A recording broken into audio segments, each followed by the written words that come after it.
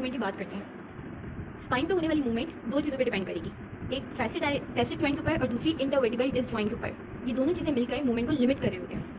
Spine की flexibility person की as, उसके टिश्यूज़ की हेल्थ के ऊपर, फिजिकल कंडीशनिंग के ऊपर, हेरिडिटी फैक्टर या एनाटमी के ऊपर डिपेंड कर रही होती है। जब भी पर्सन फ्लेक्जन में जाएगा तो उसका थोरेसिक काइफोसिस इंक्रीज हो जाता है, जबकि सर्वाइकल और लंबर लॉर्डोसिस बिल्कुल डिक्रीज हो जाता है और जो एंड्स होते हैं वो बिल्कुल फ्लैट हो जाते हैं। जबकि पर्सन जब एक्सटेंशन के अंदर जाता है तो स्पाइन एक रॉड की तरह दिखेगी, जिसमें उसके जो डॉर्सली एंड्स होते हैं वो कर्व हो जाते हैं लाइक दिस। कि फ्लेक्जन के अंदर काइफोसिस इंक्रीज हो गया और लॉर्डोसिस जो है वो डिक्रीज हो गया, वेयर एक्सटेंशन के अंदर स्पाइन कुछ इस तरह दिखेगी। हर इंटरवर्टल सेगमेंट की अपनी रेंजेस होती हैं और अपने पैटर्न ऑफ मूवमेंट होते हैं, लेकिन ये क्लिनिकली पॉसिबल नहीं है कि हम हर पर्टिकुलर मोबाइल सेगमेंट की रेंज मालूम कर सकें। इसलिए हमने पर्टिकुलर पूरे सर्वाइकल, थॉरिक्स, लंबर इनकी रेंजेस निकाली होती हैं सेट्स की, सो दैट जब हम पेशेंट एग्जामाइन कर रहे हों या कुछ भी आइडेंटिफाई करना चाहते हो तो उन रेंजेस से चीज़ों को कंपेयर करके अपनी चीज़ों का डायग्नोस्टिक प्रोसीजर बना सकें। Joint positioning for evaluation and treatment. तीन तरह की हमारे पास 3 डायमेंशनल जॉइंट पोजीशनिंग होती है। एक रेस्टिंग पोजीशन है, the second actual resting position and the third one is a non resting position. Resting position वो पोजीशन है जहाँ जितने भी पेरिआर्टिकुलर स्ट्रक्चर्स हैं वो सबसे ज़्यादा रिलैक्स होते हैं और greatest range of joint play मिल रहा होता है। What is joint play? Joint play वो मूवमेंट होती हैं जो कि सिर्फ पैसिवली परफॉर्म हो सकती हैं। एक्चुअल रेस्टिंग पोजीशन वो पोजीशन होती है जहाँ डिसफंक्शनल जॉइंट ग्रेटेस्ट ईज के साथ, ग्रेटेस्ट रेंज ऑफ फ्लेक्शन के साथ, लीस्ट मसल रिएक्टिविटी और लीस्ट टिश्यू टेंशन के साथ मौजूद होता है। और नॉन रेस्टिंग पोजीशन वो पोजीशन है जहाँ हमारे पास जो जॉइंट डिसफंक्शन होता है वो बहुत ज़्यादा क्लियरली हमें महसूस हो रहा होता है और उस पोजीशन पे हम उसको बहुत ज़्यादा अच्छे से ट्रीट कर सकते हैं, जहाँ स्पेसिफिक टिश्यू को हम बहुत अच्छे से टारगेट कर सकते हैं और मूवमेंट और स्ट्रेचिंग करा सकते हैं। रेस्टिंग पोजीशन का नाम होता है लूज बैक पोजीशन।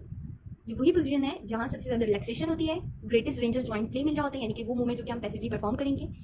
बहुत सारी जॉइंट कंडीशन के अंदर ये वो पोजीशन होती है जहाँ पेशेंट सबसे ज़्यादा रिलीफ महसूस कर रहा होता है या कंफर्ट महसूस कर रहा होता है, इसलिए इसको हम सिम्टम रिलीविंग पॉस्चर भी कहते हैं, जहाँ सबसे ज़्यादा रिलैक्सेशन है और लीस्ट मसल टेंशन है। रेस्टिंग पोजीशन हर इंडिविजुअल के लिहाज से अपनी होगी, अकॉर्डिंग टू कंडीशन जो भी उसको प्रॉब्लम होगी उसके लिहाज से हर पोजीशन की हर पर्सन की रेस्टिंग पोजीशन अपनी होगी।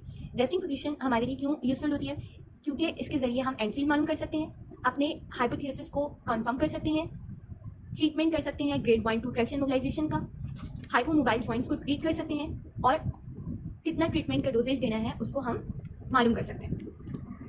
एक्चुअल रेस्टिंग पोजीशन कुछ पेशेंट के अंदर जब पेशेंट को भी सिम्टम या कोई पैथोलॉजी हुई हुई है, सम केसेस में जब पेशेंट को कोई जॉइंट की पैथोलॉजी हुई हुई है तो उसकी जो मूवमेंट होगी वो बहुत ज़्यादा रिस्ट्रिक्ट हुई होगी, जिसकी वजह से जॉइंट रेस्टिंग पोजीशन के अंदर नहीं जा पा रहा होगा। ऐसे केसेस के अंदर हम एक्चुअल रेस्टिंग पोजीशन की तरफ जाते हैं, जहाँ पेशेंट को सबसे ज़्यादा ग्रेटेस्ट ईज मिल रही है, ग्रेटेस्ट रेंज ऑफ ट्रैक्शन मिल रही है, लीस्ट मसल रिएक्टिविटी है, टिश्यू टेंशन सबसे कम है। एक्चुअल रेस्टिंग पोजीशन ये वो पोजीशन है जहाँ पेशेंट लीस्ट डिस्कम्फर्ट को रिपोर्ट करेगा कि यहाँ मुझे दर्द इतना नहीं हो रहा है। आपने अपने जहन में रखना होता है कि actual resting position as compared to resting position less is या रेंज आपके पास शो कर रही होती है।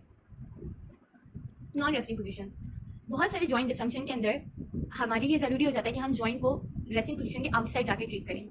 नॉन रेस्टिंग पोजीशन ये वो पोजीशन है जहाँ हम सॉफ्ट टिश्यू की मूवमेंट या स्ट्रेच करवाते हैं। नॉन रेस्टिंग पोजीशन के अंदर आपको लेस जॉइंट प्ले मिल रहा होगा और इसलिए इसमें आपको ज़्यादा स्किल रिक्वायर्ड होते हैं ताकि आप चीज़ों को ट्रीट कर सकें।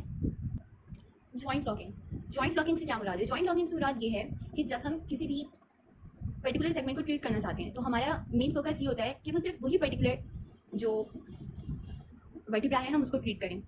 तो फॉर दिस रीज़न हमारे लिए नेसेसरी होता है कि उस वर्टिब्रा के ऊपर और नीचे वाली जो चीज़ें हैं वो मूव ना करें और जितनी भी फोर्स या जितनी भी मूवमेंट हम कराना चाह रहे हैं या जो भी हम पर्टिकुलर चीज़ अप्लाई करना चाह रहे हैं वो उसी पर्टिकुलर सेगमेंट पर लगे। इस अमल को हम जॉइंट लॉकिंग कहते हैं। जॉइंट स्पाइनल मोबिलाइजेशन की जितनी भी टेक्निक है वो सबसे ज़्यादा इफेक्टिव या सेफ जब होंगी जब मूवमेंट फोकस होगी, यानी कि जिस पर्टिकुलर सेगमेंट पे हमको ने ट्रीट करना है हमारी सारी फोर्स उसी पर्टिकुलर सेगमेंट के ऊपर लग रही हो। लॉकिंग से मुराद ऐसा नहीं है, इन्होंने यहाँ लिखा हुआ है कि locking does not mean becoming lock as door lock with a key but rather means being held back against movement forces in a particular direction. Spinal movement manoeuvres ज़्यादातर क्रेनियल या क्वाड्रिवली किया जाता है। क्रेनियल से मुराद ये कि फॉर एग्जांपल अगर इस ऊपर वाली इसको ट्रीट किया जा रहा है तो ऊपर वाले को हम क्रेनियल कहेंगे, नीचे वाले को हम क्वाड्रिवल कह रहे होंगे। जब भी हम जॉइंट लॉकिंग का अमल कर रहे होते हैं तो हमने पोजीशन एक्चुअल रेस्टिंग पोजीशन के अंदर रखनी होती है सेगमेंट की। मैनुअल थेरेपिस्ट जो है जब भी आपके पास ये काम कर रहे होते हैं तो उसमें हमने यही करना होता है जॉइंट लॉकिंग के अमल के अंदर कि हमारे पास ऊपर या नीचे वाले जो सेगमेंट्स हैं वो मूव ना करें, तो हमने इस तरह से लॉकिंग का अमल करना होता है। और ऐसे में हमें नॉन कपल मूवमेंट्स जो होती हैं वो अप्लाई करते हैं सो दैट लॉकिंग का अमल हमारे पास बहुत अच्छा हो सके।